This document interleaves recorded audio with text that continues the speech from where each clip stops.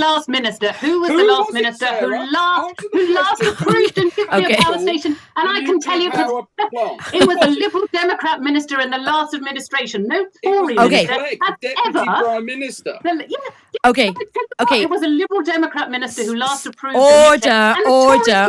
What do you think we should be doing? How worried are you?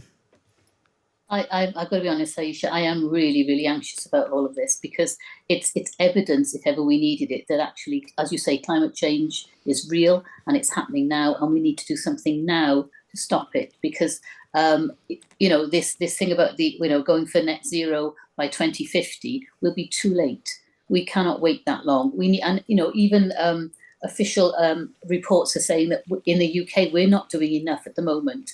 To make sure that we meet our targets, and even those targets for 2050, we need to be doing, taking action now. We need to be preparing in all sorts of ways. We haven't built a reservoir for over 30 years. Houses, flats. We need to insulate for the cold, but we also need to insulate to keep cool in the summer as well, because that's becoming a bigger issue with people suffering heat stroke and all that sort of thing. So it's really, really important we do everything we can in our country to protect our citizens across the UK.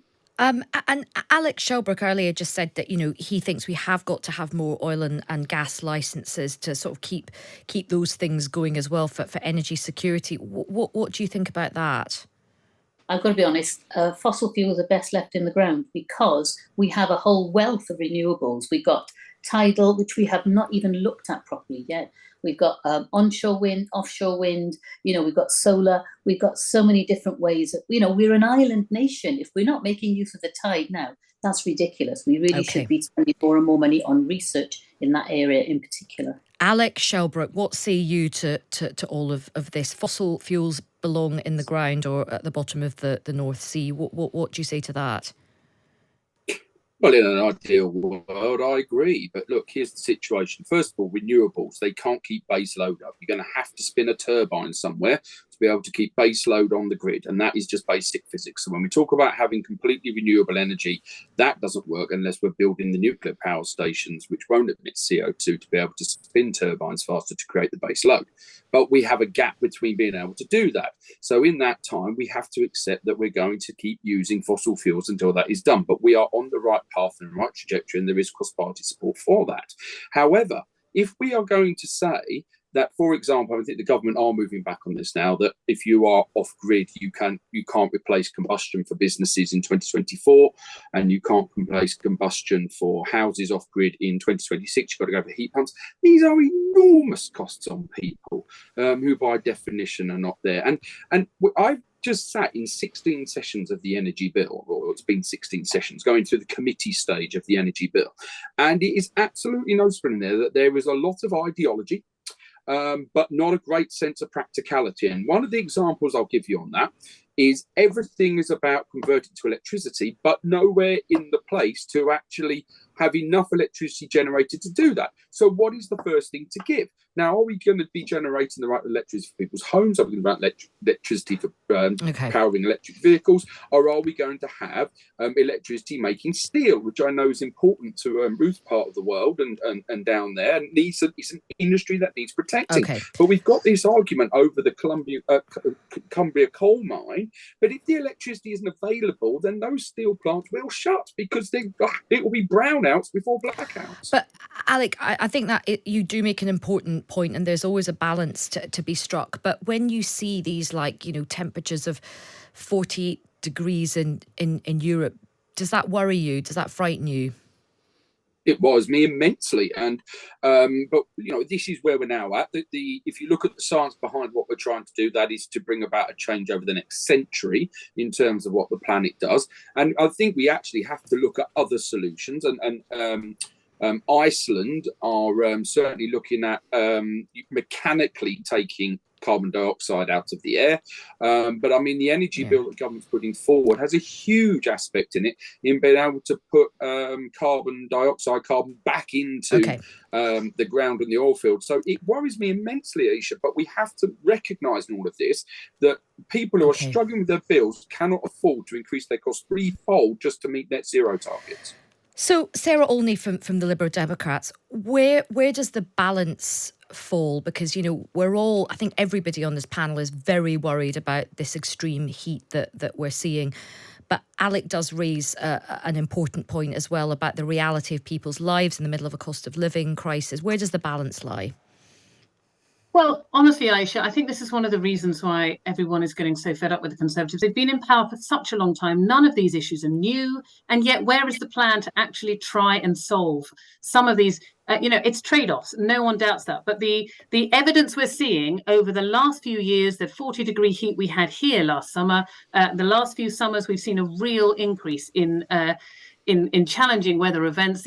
We've got to start taking the problem seriously and coming up with solutions and resolving some of those conflicts that Alec is talking about. Nobody's denying that they exist, but what exactly are the government planning to do? Now, we have been talking for ages about the need to increase renewables. We need to rapidly increase renewables, and we need urgently to shift the mix of our power generation away from fossil fuels and onto renewables. And unless we're building more wind farms and putting in place solar panels. Why don't we have solar panels on roofs of all new builds as a matter of policy? Why can't we just do that? Okay. You know, it's this lack of action from the government. And one of their own ministers resigned only 10 days ago because of his own sense of disillusion about how little the government was doing. And he personally said that the prime minister does not take this issue seriously. And I don't need to be told exactly how much money that particular minister has. Sorry, Sarah, quick question. Who was the minister who cancelled the nuclear power station saying, I'm not prepared to spend the money now for something that won't come along until 2022? Who was that, Who Sarah? was the last minister? Who last approved a nuclear power station? And I can tell you, it was a Liberal Democrat minister in the last administration. No Tory minister has Deputy Prime Minister. Okay. It was a Liberal Democrat minister who last approved. Order. This is why I'm doing this is okay. Very spirited discussion there. Sarah Olney, you made a spirited defence there. Alec, you got your Nick Clegg. That was indeed Nick Clegg who made that comment. I'm just going to read a quick comment from Paul from Cardiff before we go to Christian. Paul says, hi Aisha, I absolutely support the push to net zero, but we have to be more honest about the sequencing. Net zero by 2050 is a huge ask to get there. No more foreign holidays requiring air travel, none. Big push to nuclear.